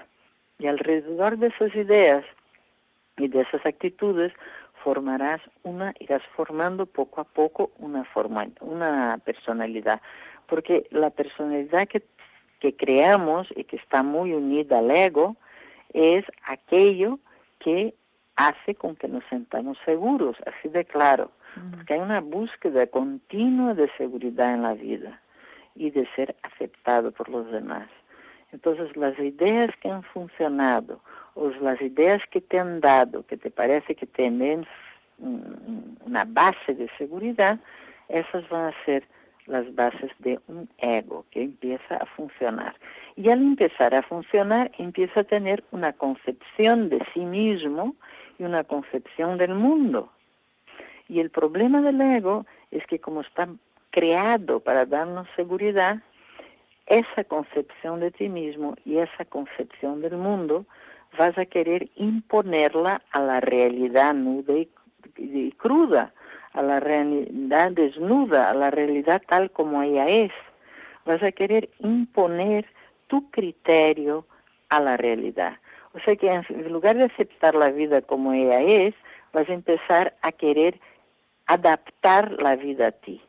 Vas a querer criticar aquello que te parece que no se adapta a tu modelo. Vas a empezar a no aceptar las partes de la vida que no se encajan en el esquema de tu ego. Es como si hubiera una competición entre el creador de la realidad, el guionista, como lo llamo yo, y tu ego, que quiere hacer su guión aparte. Es como si hubiese una película y dentro de esa película uno de los personajes quiere colocar lo que a él le interesa por encima de la película y por encima de lo que está ocurriendo. Y llega a ver la película desde su punto de vista completamente distorsionada. Eso es lo que nos hace el ego, nos distorsiona la realidad. No deja que seamos realmente plenos como es en la realidad. Entonces, esa es la parte negativa del ego, que hace con que nosotros, en lugar de fluir con la vida, empezamos a resistir a la vida, a criticar a la vida. Cuando digo vida, digo situaciones, digo personas y digo ideas. Marly, entonces, dime. Para aclarar a las personas que escuchan esto por primera vez, porque muchas veces tú y yo charlamos y creemos que todo el mundo habla de estas cosas y las conoce. Y yo creo que a veces nos excedemos en el tecnicismo o podríamos ser un poco más simples. el ego se forma básicamente en la infancia a partir de la familia, de la educación, de nuestros padres sobre todo, de lo que nos ha servido, de lo que nos ha valido, de lo que nos ha dado atención, de lo que nos ha dado amor y de los valores que nos han inculcado. A partir de ahí nosotros formamos un ego. ¿Es así? Pero buscando tener seguridad. O sea, la base del ego es querer protegerse, como si la vida fuera amenazadora. Ya, lo que pasa es que buscando querer seguridad, eso es una trampa, porque justamente al tú dar valor, imagínate, a pertenecer a una clase cultural alta, en el momento en el que tú no llegas a ese nivel en el que tú crees que tienes que llegar, estás teniendo inseguridad, o sea, estás vendido. Bueno, me da igual, o luchar por una clase social baja, con lo cual te quedas luchando toda la vida. Sí, pero que te quiero decir que al final es una trampa. Claro, al final es una trampa. Y por esa razón, decía yo antes, que primero hay que crear el ego, porque si no tienes identidad estás completamente perdida. Y una vez que lo has creado, hay que soltarlo, para poder ampliar el espectro, para poder ampliar tus ideas, para que tu mente pueda comprender a los demás, comprender las realidades más profundas. Si no te quedas ahí preso en tu personalidad y viendo las cosas desde ella. Entonces, evidentemente la parte positiva del ego, ¿cuál es? Que el ego nos vale para vivir aquí en el mundo físico. No podríamos sin una identidad vivir aquí. Pero, por otro lado, esa misma identidad y esa misma fijación de ideas, actitudes y emociones hace con que nos perdamos el pastel, nos perdamos toda la riqueza de la vida, porque escogemos de todo lo que hay aquello lo que nos conviene, en vez de tenerlo todo para nosotros. Por eso, primero hay que crear el ego y luego ir entregando el ego. No matar el ego, porque ya te digo que no puedes vivir sin él, pero ir como aumentando las barreras, aumentando los límites, aumentando las fronteras, para estar cada vez menos en función de tus ideas fijas, porque tus ideas fijas te tienen completamente acotado el terreno. Nuestras creencias incontestables son creencias que nos limitan cantidad, porque la verdad es mucho más que todo eso. Y la verdad es de una gran amplitud y de una gran belleza, porque la verdad al final del final es amor. Yeah. Todo es amor. Y luego el amor tiene sus deformaciones, pero el final, la verdad suprema, es una verdad de una energía única, de una materia prima única que es el amor. ¿Esa es la parte positiva del ego? La parte positiva del ego es que nos permite vivir y estar aquí en ese teatro del mundo con una identidad, sabiendo dónde pisas, sabiendo dónde vas, sabiendo lo que quieres, conociéndote. Y esa parte consciente del ego es la que puede ir poco a poco abriendo espacios al inconsciente hasta empezar a comprender la verdad absoluta. Porque cuando el ego está mandando, cuando el ego está en el poder, tu inconsciente está trabado, está limitado. Y tu confianza en la vida es nula, porque estás en lucha con la vida, queriendo controlar tú y queriendo tú ser el que manda en todo. Cosa que es completamente absurda, si lo ves desde un lugar más amplio, ¿no? Uh-huh. Somos incapaces de controlar nada. Podemos controlar la ropa que te vas a vestir hoy y lo que quieres comer hoy, pero realmente lo que te va a pasar es imposible saberlo, hasta en el día de hoy. Entonces, cuando confías en la vida, puedes salir de casa tranquilo, pero cuando confías en el ego, te estás defendiendo continuamente de algo que en realidad ni sabes lo que es. Lo que pasa porque es que el ego tiene una actitud defensiva. Para salir de esta historia, primero uno tiene que conocer su ego, es decir, conocer su ego es conocerse a sí mismo. Claro, tienes que conocer tus limitaciones de personalidad, pero saber que tú no eres eso, que eres mucho más que eso. ¿Y dónde te enganchas? Y empezar a abrir las fronteras, a correr los límites para poder ampliar y poco a poco ir acercándote a una verdad que es mucho más amplia que ese eguito que hemos formado, ¿no? Por ejemplo, una persona que sabe que es egoísta, por ejemplo, y que además suele tener poco interés por los demás o por la ayuda de los demás, conoce esa calidad, vamos a darle esa definición, conoce esa calidad de su personalidad y quiere cambiarla. Bien, primero, la conoce. Segundo, tiene que querer cambiarla. Claro, porque a lo mejor está encantado de la vida siendo lo que es. Porque claro, tú imagínate, los niños, cuando son los pequeñitos, son egoístas, realmente ellos viven para ellos, son egocéntricos, y entonces no son capaces de ponerse en el lugar del otro. A medida que tú vas madurando, eso lo vas pudiendo hacer poco a poco, pero cuando tienes una parte de tu persona muy arraigada en la infancia o en la adolescencia, eres una persona inmadura, pues evidentemente es muchísimo más difícil colocarte en el lugar del otro, porque los sentimientos infantiles te embargan y te pueden contigo.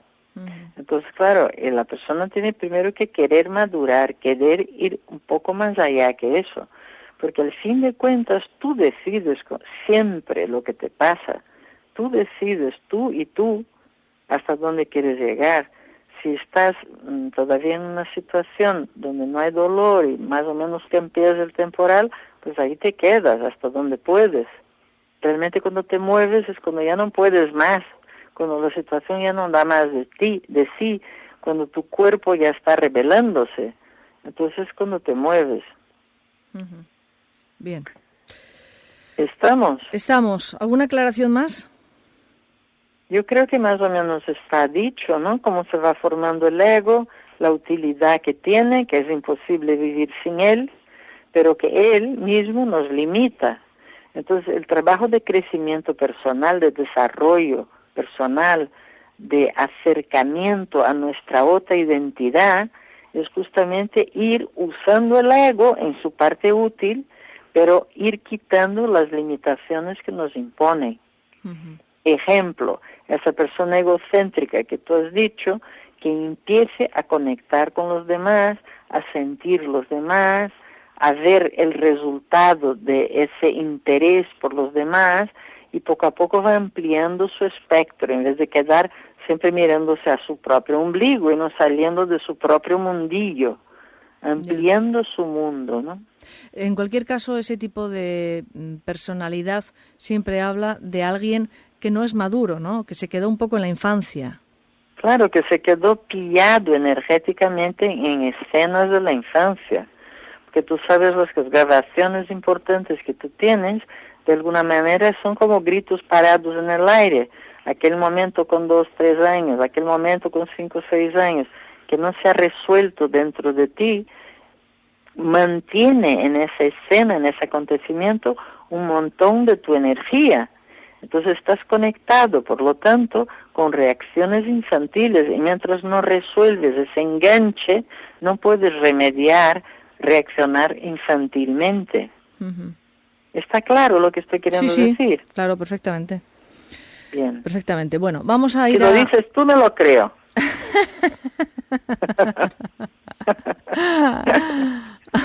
Si tú me dices ven, lo dejo todo. Nos ponemos a cantar, porque justamente el conflicto interno es el conflicto entre lo que queremos o pensamos y lo que sentimos. Son como todos nuestros cuerpos, ¿no? El mental, el emocional, Claro, cuando el espiritual, el físico. Tengo, o debo, o es mi deber hacer tal cosa, pero lo que quiero de verdad es tal otra. Entonces empezamos a tener esa división. Y mi cuerpo me dice una tercera. El cuerpo recibe el efecto del conflicto, porque si entre la cabeza, el pensamiento y el corazón, el sentimiento, hay un acuerdo, estás yendo hacia la misma dirección, el cuerpo va encantado. Pero imagínate que una parte, es como si alguien tirara de tu mano izquierda y el otro, en un sentido opuesto, tirara de tu brazo derecho. Se empieza a desgarrarte por el medio. Y claro, el cuerpo recibe ese desgarre, recibe esa división, recibe esas dos fuerzas luchando en sentidos opuestos. O sea, cuando hay guerra, hay destrucción. Cuando hay guerra interna, hay destrucción del territorio nuestro, que es nuestro cuerpo. Es lógico. Por lo tanto, ¿qué hay que hacer? Hay que unificar una cosa con la otra. Hay que unificar el pensamiento y el sentimiento. Hay que unificar nuestro adulto, que piensa que debe hacer así, y nuestro niño, que quiere hacer de esa otra manera. Y eso es el trabajo terapéutico realmente, porque cuando una persona está unida y está de acuerdo internamente, es una persona armónica, es una persona vital, es una persona saludable, ¿no? Porque el cuerpo lo recibe todo. Marly, las emociones. Sí, te iba a decir, estás hablando del pensamiento y de las emociones, y yo incluiría un tercer aspecto, que es el que puede dar la salida, que es el sentimiento. Emoción y sentimiento no es lo mismo. No, claro. Y claro, a veces uno tiene una emoción arrastrado por mil cosas, entre otras cosas el ego, de lo que hemos hablado, y chakras bajos y demás. Tiene un pensamiento que tiene mucho que ver con las normas y también con el ego y con lo que está correcto y no lo está, y con la comedura de coco. Y luego con tiene lo que es justo y con lo que no es, etcétera. Exactamente, y con las normas, y luego está con la culpa, y luego está el sentimiento y la emoción. Bueno, yo no sé cómo lo defines tú. Para mí la emoción es todo aquello que tiene una connotación más bien de bajo vientre, o sea, sí, como de cintura para abajo. Si tengo ira, si tengo dolor, sufrimiento, estoy hablando de emociones. Cuando estoy hablando de amor, de generosidad, de entrega, de conexión, estoy hablando de sentimientos. Absolutamente de acuerdo contigo. Entonces, cuando tenemos sentimientos, ese propio sentimiento va a buscar en el pensamiento su parte más bella, y ahí no hay ningún problema. Pero el problema surge justamente cuando aparecen emociones negativas, porque hay lucha interna. No hay una amalgama de nuestras energías, sino hay un conflicto interno. Y ahí es donde empieza el problema, claro. Entonces el análisis profundo de por qué esas emociones y por qué esos pensamientos y el acuerdo entre las dos cosas es lo que va a resolver ese tema. Ya te digo, eso es la base, el ABC de lo que es la terapia psicológica, ¿no? Es una esquizofrenia y claro, porque cuando hay una unión entre lo que piensas y lo que deseas, hay también una actuación acorde, ¿no? Es que tú fíjate, por ejemplo, en las relaciones de pareja, en las relaciones afectivas, donde se mueven los chakras bajos, las emociones bajas, se mueven los sentimientos de atracción y se mueven los pensamientos de esto no está siendo bueno para mi vida. Estoy con una persona que me está destrozando la existencia y, sin embargo, deseo estar con esa persona. Mi cuerpo desea estar con esa persona. Me atrae la energía de esa persona. Entonces es como que dices, mira, típico, claro, soy una esquizofrénica total. O sea, estoy con algo, me estoy castigando, pero no puedo no puedo soltar esa adicción. Y ahí por debajo también los actos, las acciones pasan a ser incoherentes, porque a veces actúas con el deseo y a veces actúas con tu juicio, con lo cual no hay coherencia.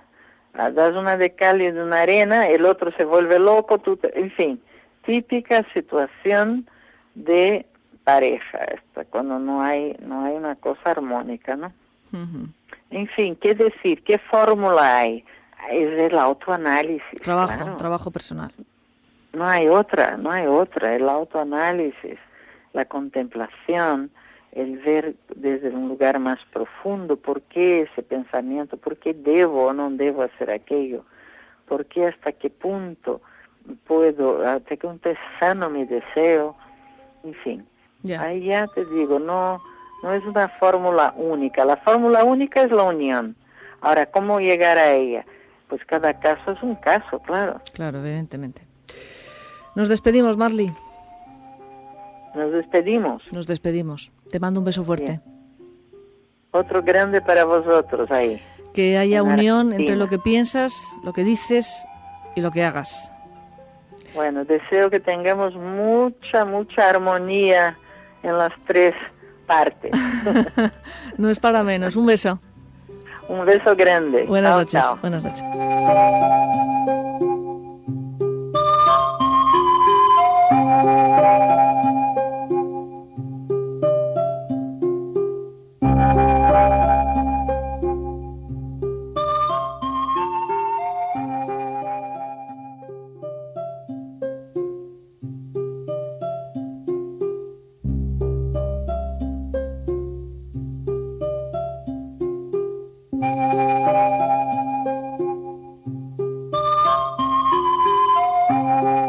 Hola, La Voz de la Noche, hablo de Lanús y es mi anhelo esperar el sábado para escucharlos.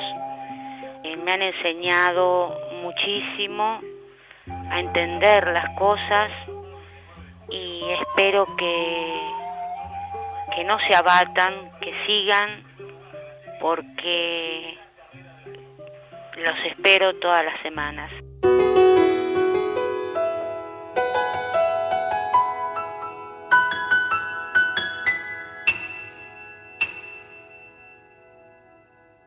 Mariló, te habla Lilian de Uruguay. Siempre te sigo hace como 2 años. Les felicito por el programa, me encanta mucho cómo lo hacen, cómo encabezan todo lo del crecimiento personal. Y soy una oyente asidua de todos los sábados. Un beso grande para ti, Mariló, y para todos los que trabajan en este programa tan hermoso.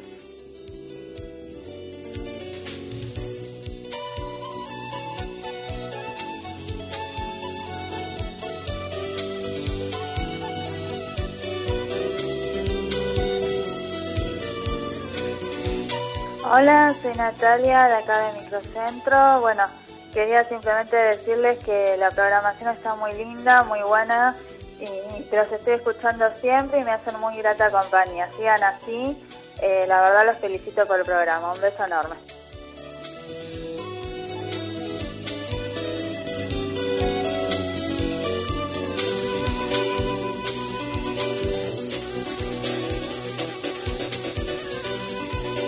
Hola, sí, buenas noches. Quisiera agradecer por el programa. La verdad que a mí me da muchísimo ánimo y me da muchas ganas de cambiar y de crecer, porque tiene muchísimas cosas positivas. Quiero agradecer también a María López Garrido, a la producción, a todos por acompañarnos todas las noches y darnos fuerzas para salir adelante. Beso grande a todos. Chao, gracias.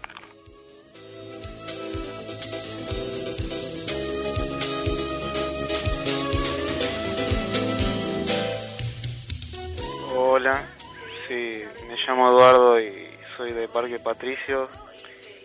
Estaba escuchando el programa y me parece muy buena la sección de sexo. Y bueno, muy lindo el programa y quería también la producción del programa es muy buena. Sigan así, saludos.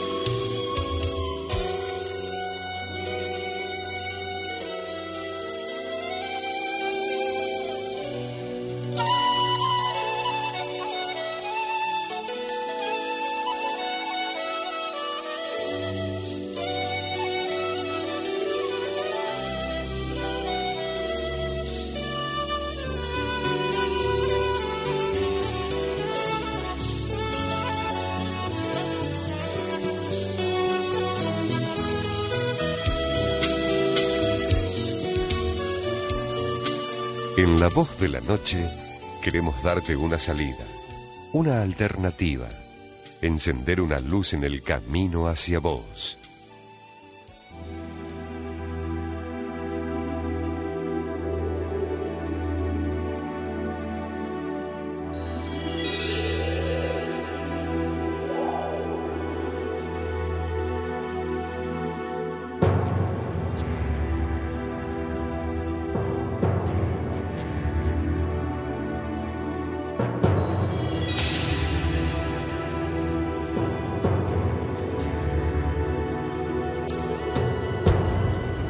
Como cada sábado recorremos el mundo de las lunas, esas diferentes lunas que vamos a tener a lo largo de cada día de la semana, de la mano de Marta Cohen. Marta, buenas noches. Buenas noches, Mariló.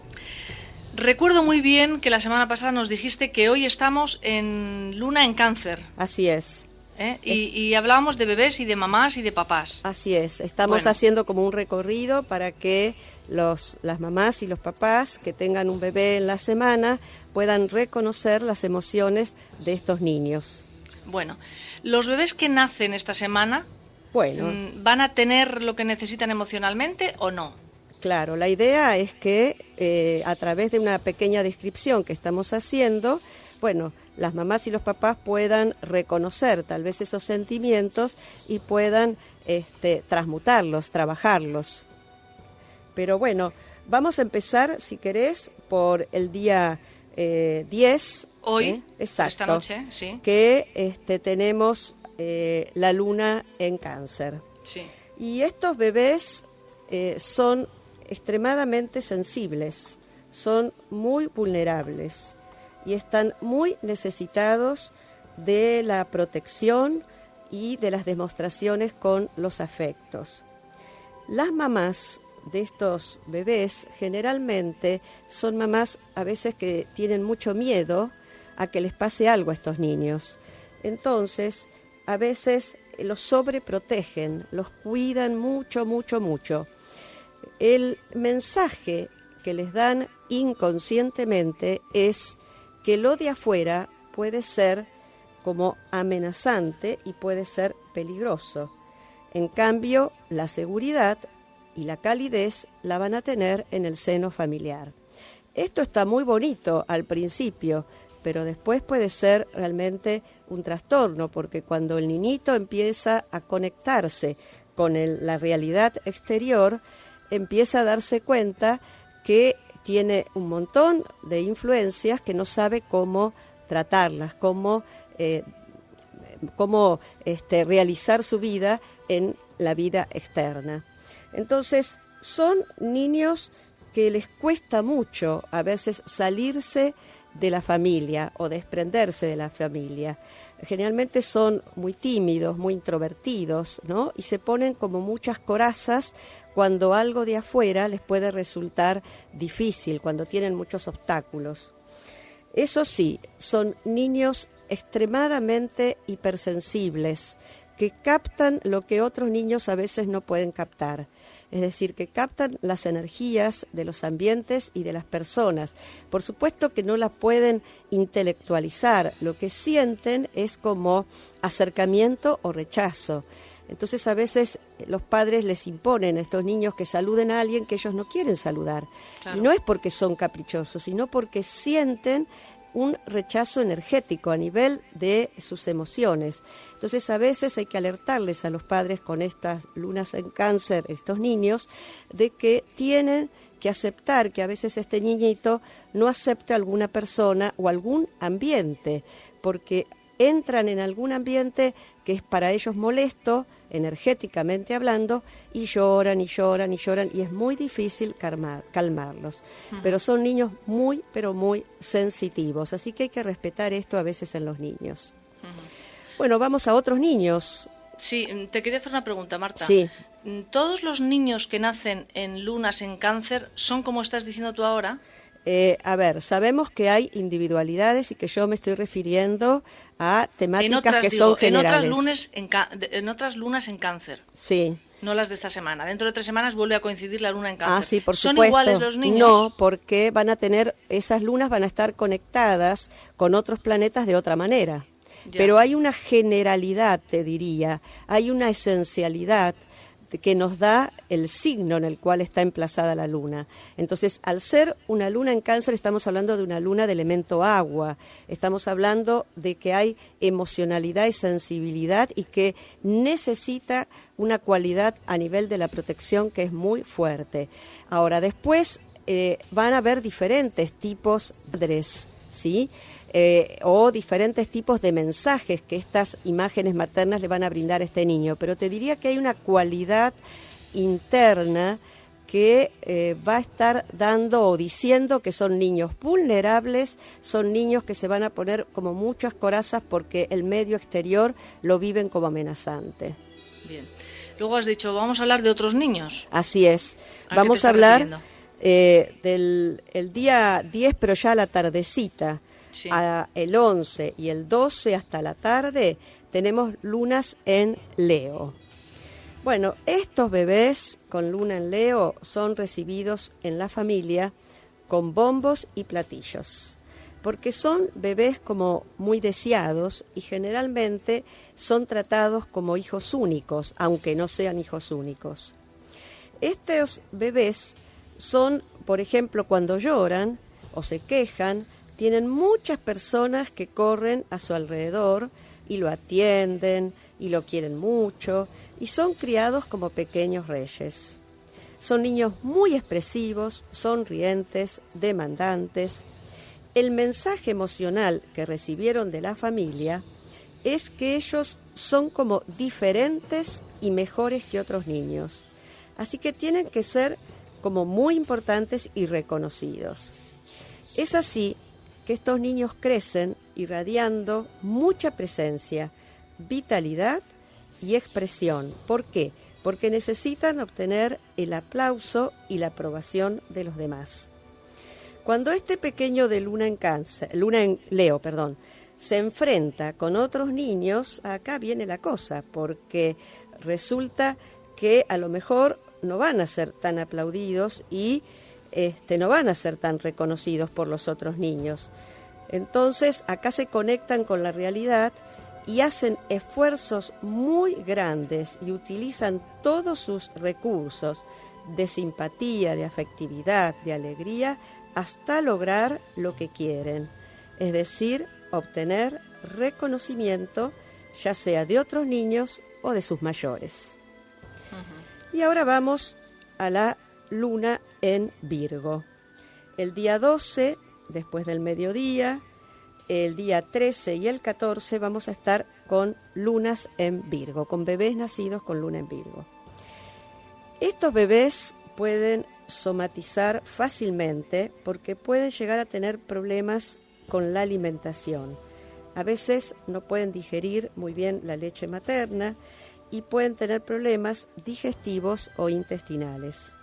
Vamos a ver que las mamás de estos bebés suelen preocuparse mucho por la salud de estos niños y pueden ser mamás muy obsesivas, trabajadoras y detallistas.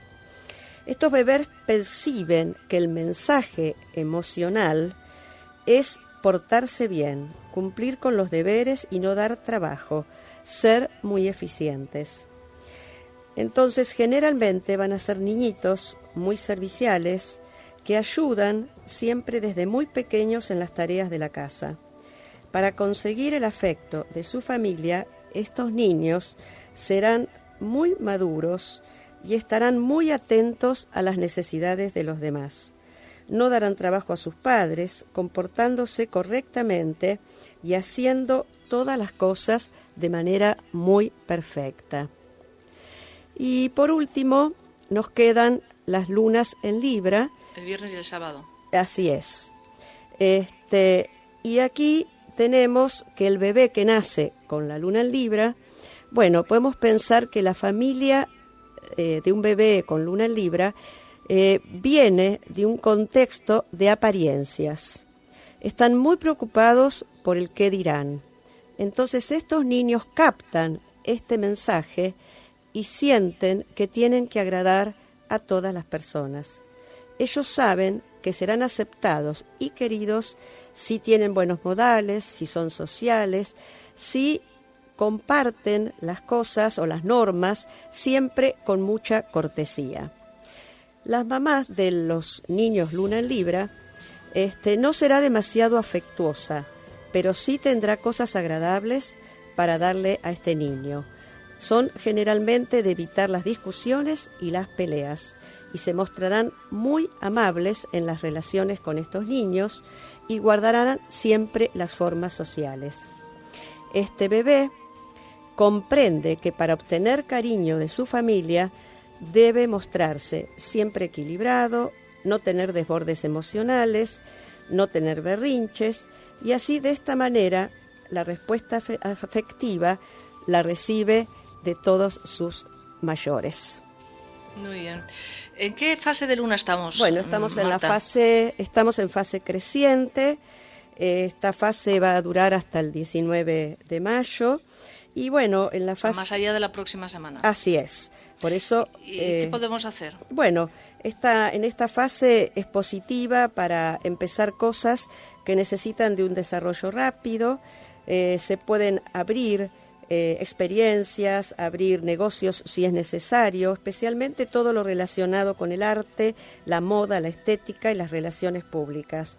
Es positivo para la salud, en la fase que estamos, trabajar y fortalecer los órganos del aparato digestivo, los intestinos y los riñones. Por eso, si podemos tomar hierbas para estos órganos, como pueden ser la cola de caballo, la barba de choclo, el diente de león, bueno, y tomar infusiones durante esta semana viene muy bien porque fortalece a estos órganos. Muy bien. Marta, nos vemos la próxima semana. Hasta la próxima semana. Gracias. Para hablar con Marta, www.astro-altoanálisis.com.ar.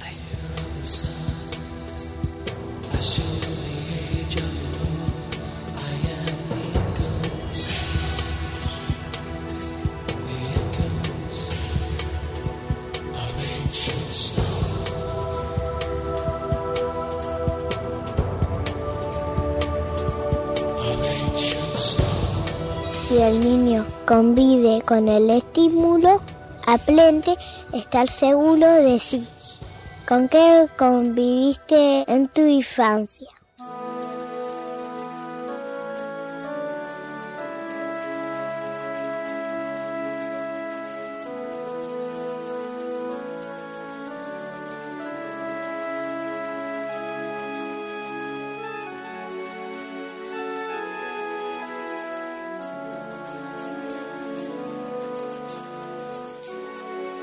Nos estamos marchando. Gracias por haber hecho la radio con nosotros y con nosotras. Gracias por haber estado ahí. Gracias por querer crecer y por tener tantas esperanzas en que una vez más lo lograrás. Buenas noches. Un beso muy fuerte.